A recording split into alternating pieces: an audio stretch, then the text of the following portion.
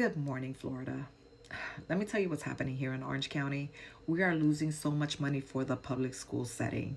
And the reason why, it's because of these school voucher programs. OCPS expects to lose 3,100 students and about $27.8 million in state funding for the next school year. That is a 2% budget cut. And right now, they're really scared that it may cost teachers their jobs. Now, a lot of parents are taking their kids out of school and placing them in private schools, a lot of them religious. I guess they are so afraid of the woke agenda, which in essence is keeping their kids dumb. But what worries me is that a lot of the private schools do not have to follow the guidelines of the public school settings. They're not going to have the numbers of certified teachers in their school like there is in public schools. And most of the schools will be struggling, and a lot of them will shut down.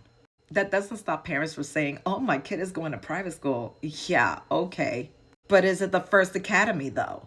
Is it Lake Highland Prep? No. Bishop Moore? No. And you know why? It's because the tuition assistant is approximately like $8,500, and freaking First Academy costs $20,000 a school year. I could imagine the Highland Prep is more, and Bishop Moore is in the middle.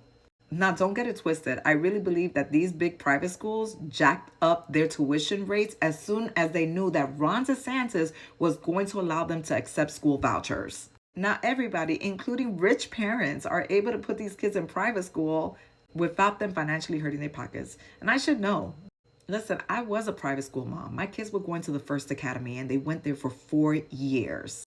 But when I moved into my new neighborhood, I decided to put them in public school, and it was one of the best decisions I ever made. They have more access to programs, extracurricular activities. They have certified teachers. One of my sons needs an IEP, and private schools don't have to honor the IEP. My son was getting occupational and speech therapy in a school setting. If he went to private school, that would mean that I would have to go after hours and take him to a clinic to get these services done twice a week. And honestly, I put my kids in a bubble for the first 4 years of their life. However, when they left that setting, that religious setting, they thrived in a public school. They were able to be their authentic selves. So what the Orange County School Board is doing right now is that they're paying a consultant $1,000 for every student, every private school student that they get that are able to return back to public school. We want to boost enrollments, guys. We want to make sure we keep our public school teachers employed. Remember, schools are funded on a per pupil basis. Listen, public schools are great. There's a school here in Orlando called Colonial High School, and it is breeding leadership. This is what Maxwell Frost, our congressman, graduated from. We have Samuel Viche Santiago, who is part of the Florida Democratic leadership and part of the Florida State leadership. And he graduated from there, and he went to Princeton, and he went to Oxford. Then you have Maria Salamanca, who also graduated from there.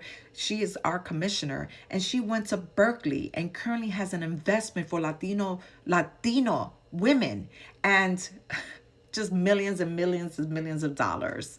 She was in the Fortune 500 most watched. So I'm asking you, if you're not happy with your private school setting, because maybe you don't have certified teachers, maybe they are not catering to your child's needs, put them in public schools, Orange County specifically. You guys have a great day.